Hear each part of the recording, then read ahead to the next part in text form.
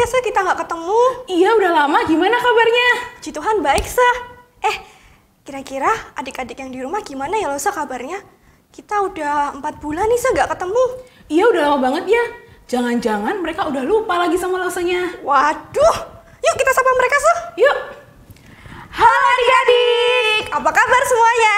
Semoga semuanya sehat ya. Nah, hari ini Lause ditemenin sama siapa, ayo? Ada yang tahu? Udah tahu kan pasti? Nah, kita kenalan dulu yuk. Halo adik-adik, saya Lause Yemi.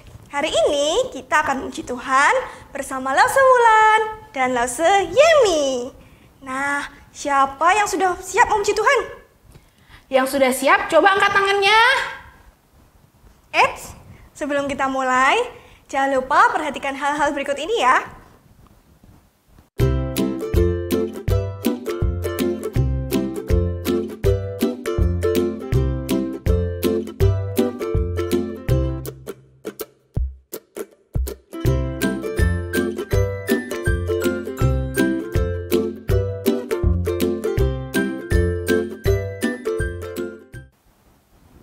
Adik-adik, nanti kalau Lause bilang, ikut Yesus, adik-adik harus jawab, siap. Nah, kalau Lause bilang siap, adik-adik jawab, Ikut Yesus. Oke, kita cek dulu yuk semangatnya Lause. Oke. Ikut Yesus. Loh, kok nggak ada suaranya, Lause? Iya nih, kurang keras ya. Belum denger nih Lause. Yuk kita coba sekali lagi, Lause. Yuk. Ikut Yesus. Siap. Siap. Ikut Yesus. Yeay, mantap, sudah semangat semua, Lause. Oke, kalau gitu yuk kita memuji Tuhan. Kita bangkit berdiri, kita akan nyanyikan lagu Aku Mau Ikut, disambung dengan lagu Mengikut Yesus. Kita nyanyikan lagu ini dengan semangat ya.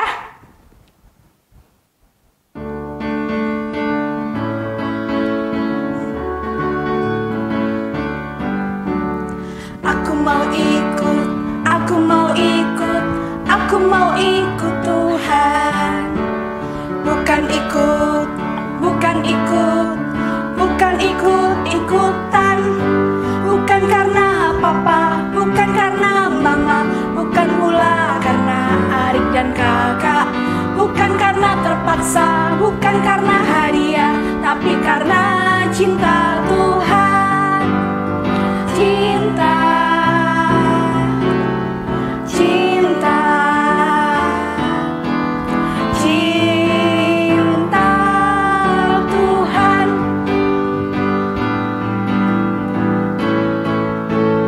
Aku mau ikut, aku mau ikut, aku mau ikut Tuhan. Bukan ikut, bukan ikut, bukan ikut-ikutan. Bukan karena papa, bukan karena mama, bukan pula karena adik dan kakak. Bukan karena terpaksa, bukan karena hadiah, tapi karena cinta Tuhan. Cinta, cinta, cinta Tuhan. Mengikut Yesus, keputusanku.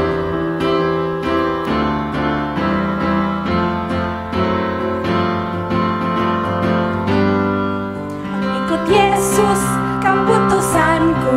Mengikut Yesus, keputusanku. Mengikut Yesus, keputusanku.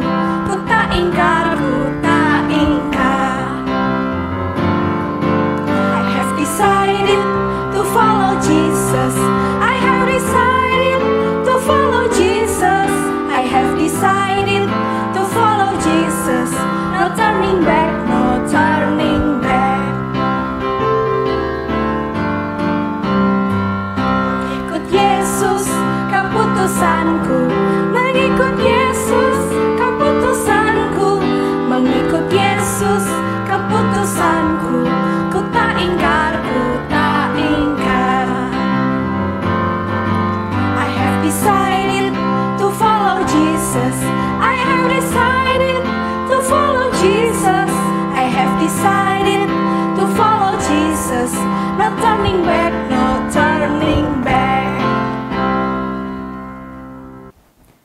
Adik-adik, mari kita berdoa. Tuhan Yesus, kami mau mengucap syukur untuk kesehatan yang Tuhan berikan, untuk kebaikan dan kasih Tuhan. Meskipun kami beribadah di rumah kami masing-masing, kami yakin dan percaya Tuhan hadir di tengah-tengah kami semua. Tuhan, saat ini kami mau memakai mulut kami, tangan, dan kaki kami untuk memuji Tuhan. Dan tidak lupa, kami mau memakai telinga dan hati kami untuk mendengar dan belajar firman Tuhan. Terima kasih Tuhan, dalam nama Tuhan Yesus kami berdoa dan mengucap syukur. Amin. Adik-adik, sekarang Lause mau tanya, supaya tanaman tumbuh subur, apa yang harus dilakukan? Disiram air, Lause? Ya, benar banget. Supaya tanaman tumbuh, kita harus siram air, kita kasih pupuk, supaya tanaman itu tumbuh subur dan berbuah. Nah, sama seperti tanaman, kita sebagai anak-anak Tuhan, kalau kita mau bertumbuh, apa yang harus kita lakukan? Ya, betul sekali. Kita harus punya hubungan yang dekat sama Tuhan. Dengan rajin membaca Alkitab dan rajin berdoa. Nah, benar banget Lause. Jadi, adik-adik di rumah, jangan lupa rajin membaca Alkitab dan berdoa ya. Yuk, sekarang kita akan pujikan lagu Baca Kitab Suci, Doa Tiap Hari.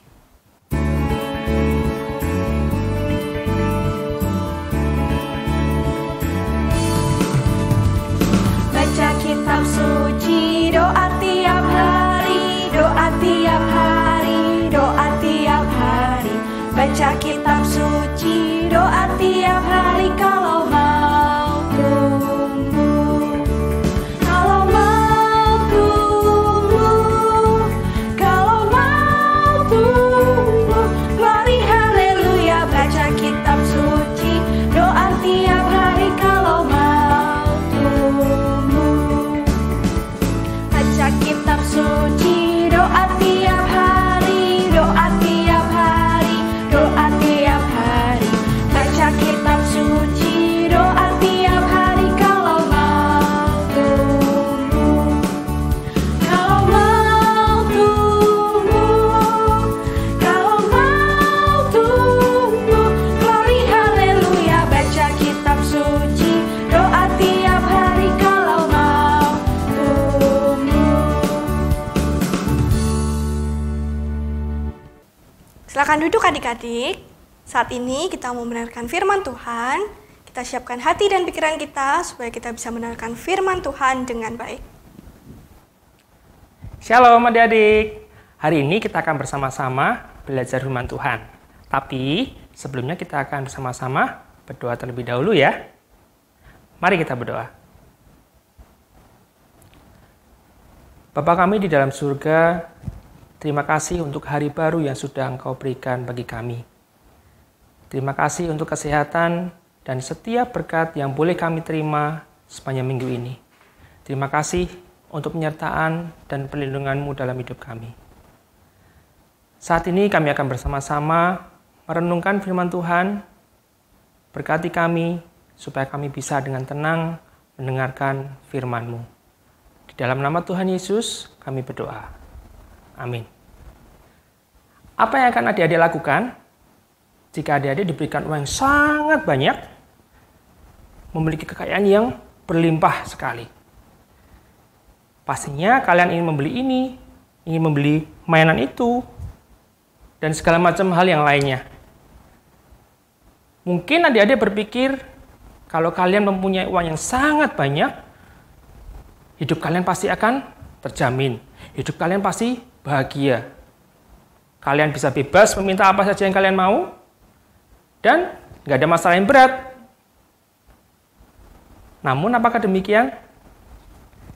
Hari ini kita akan bersama-sama melihat sebuah kisah dari Injil Markus pasal 10 ayat 17-27. Yuk kita lihat kisahnya seperti apa. Pada waktu Yesus berangkat untuk meneruskan perjalanannya, datanglah seorang berlari-lari mendapatkan dia, dan sambil bertelut di hadapannya, ia bertanya, Guru yang baik, apa yang harus kuperbuat untuk memperoleh hidup yang kekal? Jawab Yesus, Mengapa kau katakan aku baik? Tak seorang pun yang baik selain daripada Allah saja. Engkau tentu mengetahui segala perintah Allah. Jangan membunuh, jangan berzina, jangan mencuri, jangan mengucapkan saksi dusta, jangan mengurangi hak orang, hormatilah ayahmu dan ibumu. Lalu kata orang itu kepadanya, Guru, semuanya itu telah kuturuti sejak masa mudaku. Tetapi Yesus memandang dia dan menaruh kasih kepadanya, lalu berkata kepadanya, Hanya satu lagi kekuranganmu. Pergilah, jualah apa yang kau miliki, dan berikanlah itu kepada orang-orang miskin. Maka engkau akan beroleh harta di sorga. Kemudian datanglah kemari, dan ikutlah aku. Mendengar perkataan itu, ia menjadi kecewa, lalu pergi dengan sedih, sebab banyak hartanya. Lalu Yesus memandang murid-muridnya di sekelilingnya, dan berkata kepada mereka, Alangkah sukarnya orang yang beruang masuk ke dalam kerajaan Allah. Murid-muridnya tercengang mendengar perkataannya itu. Tetapi Yesus menyambung lagi, Anak-anakku, alangkah sukarnya masuk ke dalam kerajaan Allah. Lebih mudah seekor unta melewati lubang jarum daripada seorang kaya masuk ke dalam kerajaan Allah. Mereka makin gempar dan berkata seorang kepada yang lain, Jika demikian, siapakah yang dapat diselamatkan? Yesus memandang mereka dan berkata, Bagi manusia hal itu tidak mungkin, tetapi bukan demikian bagi Allah. Sebab segala sesuatu adalah mungkin bagi Allah. Kita baru saja melihat kisah seorang yang sangat sopan, penuh hormat, punya banyak uang, dan juga sangat bersemangat ketika menjumpai Tuhan Yesus. Namun, ia meninggalkan Kristus dengan sedih. Dia pergi dengan sedih. Kenapa adik-adik? Dalam kisah ini disebutkan bahwa orang ini masih muda. Dan di Injil Lukas pasal 18 ayat 18 yang mencatat cerita yang sama, dikatakan bahwa dia adalah seorang pemimpin yang dihormati. Tadi kita melihat pemuda itu datang berlari kepada Kristus dan berlutut di hadapan Tuhan Yesus. Berlari artinya dia ingin segera sampai di depan Tuhan Yesus. Dan dia langsung berlutut sebagai bentuk penghormatan dia kepada Tuhan Yesus. Ia ingin menunjukkan rasa hormatnya kepada Yesus. Dia juga memanggil Yesus dengan sebutan apa? Guru yang baik. Di mana pria muda ini datang bukan untuk mencobai Yesus, tapi untuk belajar dari Yesus.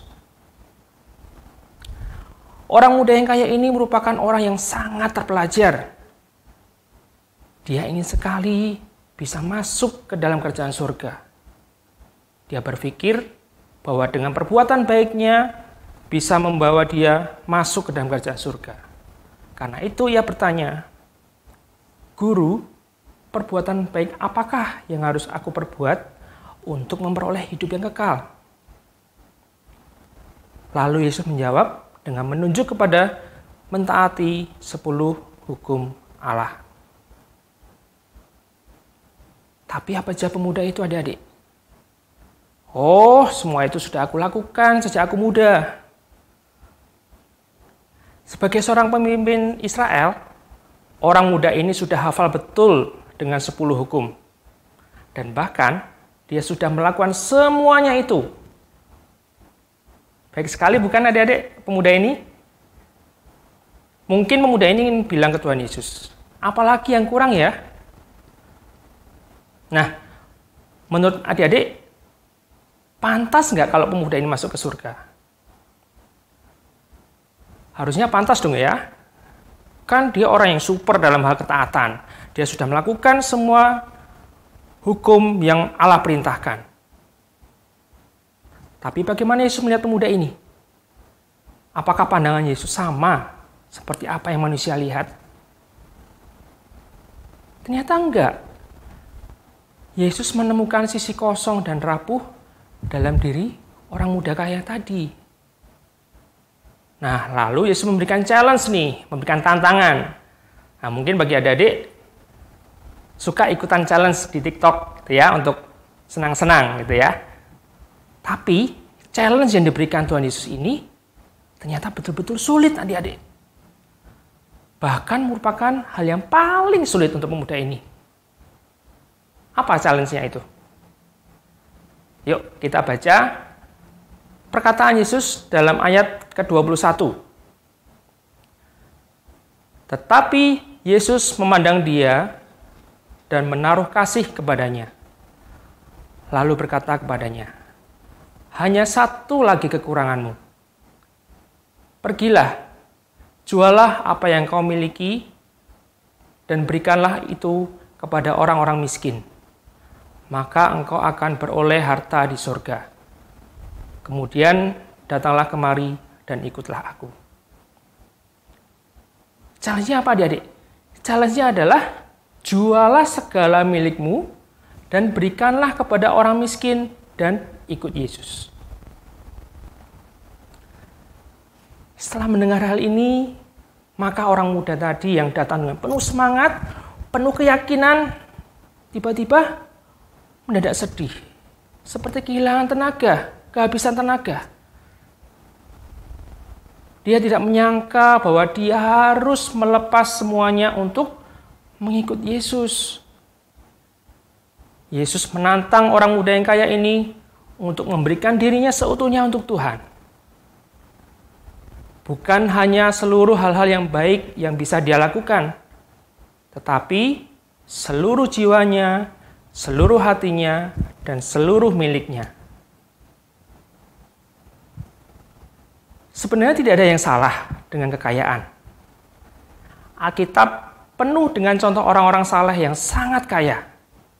Misalnya, orang-orang hebat dari Allah seperti Abraham, Ishak, Yakub, dan juga Daud. Yang menjadi masalah adalah jika hati seseorang tidak lagi bergantung sungguh-sungguh kepada Tuhan dan lebih mencintai kekayaannya. Dan Yesus menemukan hal itu di dalam diri orang muda yang kaya tadi. Pemuda ini tidak munafik. Dia tidak berpura-pura bisa di hadapan Tuhan. Dia tahu bahwa standar Yesus tidak bisa dia ikuti. Dan akhirnya apa? Dia memilih pergi. Meskipun hatinya sangat sedih. Yesus kemudian berkata, betapa sulitnya bagi orang kaya untuk memasuki kerajaan Allah. Yesus melanjutkan dengan mengatakan, lebih mudah bagi seekor onta untuk melalui lubang jarum. Maksudnya apa? Maksudnya adalah bahwa keselamatan itu benar-benar hanya anugerah Tuhan. Kita tidak dapat mencapai keselamatan melalui upaya kita sendiri. Itu berasal dari Tuhan, hanya oleh anugerahnya saja. Dan Yesus meyakinkan kita, bagi manusia ini tidak mungkin. Tetapi bagi Allah segala sesuatu mungkin. Perbuatan yang sangat baik sekalipun, seperti seorang pemuda tadi, tidak akan pernah membawa kita kepada hidup yang kekal. Hanya kasih karunia, iman untuk percaya kepada Yesus, untuk memampukan kita boleh mengikut Tuhan dan rela menjadikan Tuhan Yesus sebagai satu-satunya Tuhan dalam hidup kita. Tuhan Yesus ingin kita semua, baik adik-adik yang ada di rumah, lose-lose, dan siapapun yang mengikut Dia, untuk menghargai Dia lebih dari apapun. Yesus sudah terlebih dahulu memberikan teladan dengan cara memberikan dirinya, mengorbankan dirinya sendiri dengan mati di atas kayu salib, bangkit dan juga hidup kembali.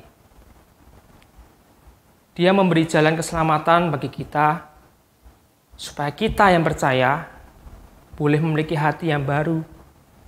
Dia melakukan semuanya itu karena Dia begitu mengasihi, Dia begitu menghargai kita manusia yang berdosa. Dia sangat rindu suatu saat kelak kita boleh bersama-sama dengan Dia di surga yang mulia. Maukah kalian menghargai pengorbanan Yesus yang begitu luar biasa itu? Jika iya, Lose sekarang mau bertanya, apakah yang kamu rasa paling berharga saat ini? Apakah yang paling banyak menghabiskan waktumu, menghabiskan waktu kalian di rumah saat ini? Apakah itu handphone kalian, gadget kalian, games kalian, atau kesenangan-kesenangan yang lainnya? Apakah kamu masih bisa memberikan waktumu untuk membaca firman dengan teratur, untuk mentaati dan membantu orang tua di rumah, untuk berdoa bagi diri kalian sendiri, berdoa untuk orang lain dan juga bangsa ini? Apakah kalian mau melakukan hal-hal yang sederhana, bahkan hal yang sepele sekalipun, tapi dengan kasih yang besar? Misalnya membuang sampah, membersihkan tempat tidur, dan kalian mau melakukan semuanya itu dengan penuh sukacita, seperti untuk Tuhan dan bukan untuk manusia. Milikilah hati yang demikian. Ingat, Tuhan melihat hatimu. Mari kita berdoa. Tuhan Yesus, terima kasih untuk anugerah keselamatan yang telah Engkau berikan bagi kami. Terima kasih untuk hati dan hidup yang baru yang Tuhan berikan. Ampuni kami jika selama ini kami belum menjadikan Engkau sebagai satu-satunya Tuhan dan hidup kami. Kami mau menjadi anak-anak Tuhan yang benar-benar mengasihi dan menghormati Engkau. Kami mau menjadi anak-anak yang taat dan hormat kepada papa mama kami. Dan kami mau melakukan segala sesuatu seperti untuk Tuhan dan bukan untuk manusia. Di dalam nama Tuhan Yesus kami berdoa. Amin. Adik-adik, mengikut Tuhan Yesus memang tidak mudah. Mungkin kita pernah mengalami kesulitan karena ada teman-teman yang menjauhi kita, atau mungkin kita dibilang so alim. Tapi adik-adik gak usah khawatir, karena kita punya Tuhan Yesus. Kita punya Roh Kudus yang selalu menguatkan kita dan menopang kita. Jadi, kita tetap harus semangat ya mengikut Yesus. Ikut Yesus. Siap? Siap? Ikut Yesus. Good. Puji Tuhan ya Lause, Tuhan Yesus selalu menyertai kita. Sebagai anak-anak Tuhan, kita pasti ingin memberikan yang terbaik untuk Tuhan. Karena Tuhan sudah terlebih dahulu memberikan yang terbaik untuk kita. Sekarang Lause ajak adik-adik untuk memberikan yang terbaik untuk Tuhan. Mari kita memberikan persembahan diiringi dengan lagu Jangan Lelah.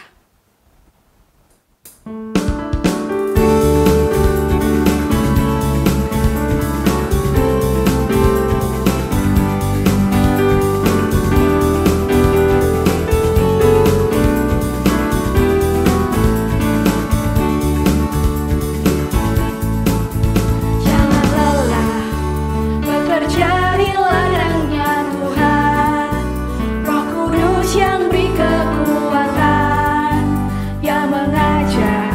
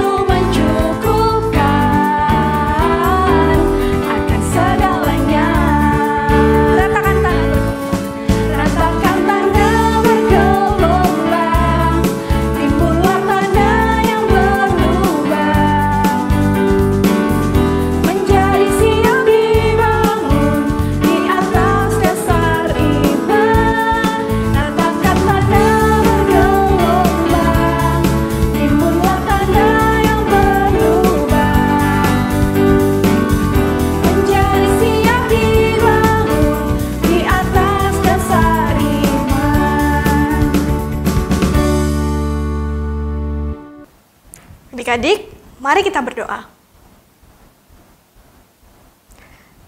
Tuhan Yesus, terima kasih kami sudah mendengarkan firman Tuhan. Tolong kami untuk menjadi anak-anak Tuhan yang taat. Terima kasih juga kami masih diberi kesempatan untuk memberikan persembahan. Tolong Tuhan berkati supaya persembahan kami ini boleh dipakai untuk pekerjaan Tuhan. Di dalam nama Tuhan Yesus kami berdoa. Amin. Nah, sekarang saatnya kita kuis. Tapi sebelum itu, kita mau cek semangatnya dulu ya, Lausa. Oke, Lausa. Kira-kira masih pada semangat gak nih adik-adik di rumah? Oke? Yuk. Ikut Yesus. Siap. Siap. Ikut Yesus. Kita mulai ya. Pertanyaan pertama. Siapa nama murid Tuhan Yesus yang menjual Tuhan Yesus?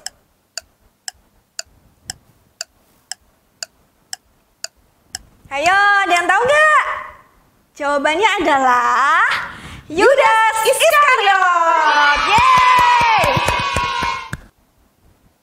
Pertanyaan kedua. Siapa murid Tuhan Yesus yang sebelum mengikuti Yesus pekerjaannya sebagai pemungut cukai?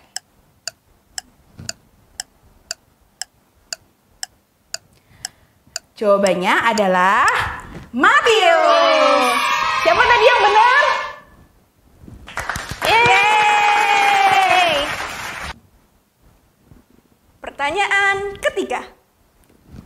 Siapa nama murid Tuhan Yesus yang menyangkal Yesus sebanyak 3 kali?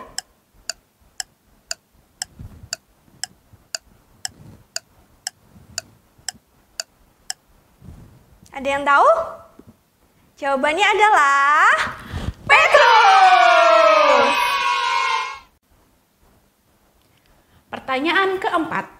Siapa murid Tuhan Yesus yang tidak percaya Tuhan Yesus bangkit sebelum dia memegang tanda paku di tangan Tuhan Yesus?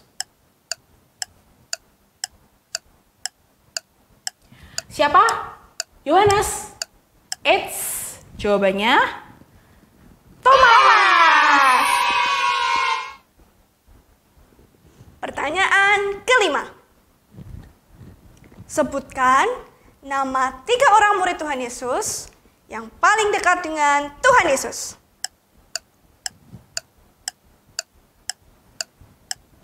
Siapa langsung? Jawabannya adalah Petrus, Yohanes, dan Yakobus. Nah, gimana tadi kuisnya? Pada bisa kan? Siapa yang bisa jawab semua? Siapa yang bisa jawab 2? Walaupun ada yang belum bisa jawab semua, nggak apa-apa. Kalian semua hebat. Kita harus lebih semangat lagi untuk belajar firman Tuhan. Adik-adik, kita akan menutup ibadah pada hari ini dengan bersama-sama memujikan lagu Bapa Terima Kasih.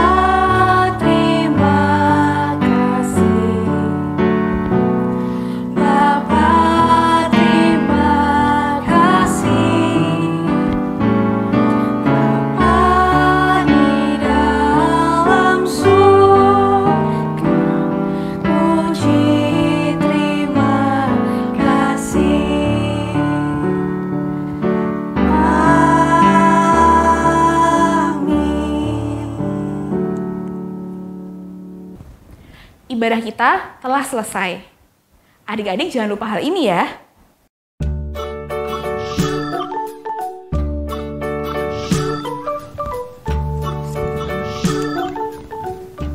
tinggal di rumah aja. Rajin cuci tangan. Makan makanan bergizi.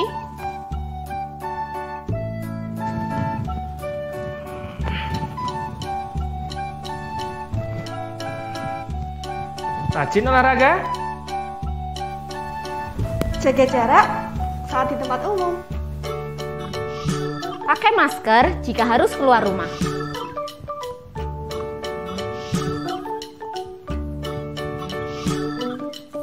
Tetap sehat, tetap semangat. Selamat hari Minggu semuanya. Tuhan Yesus memberkati. Dadah!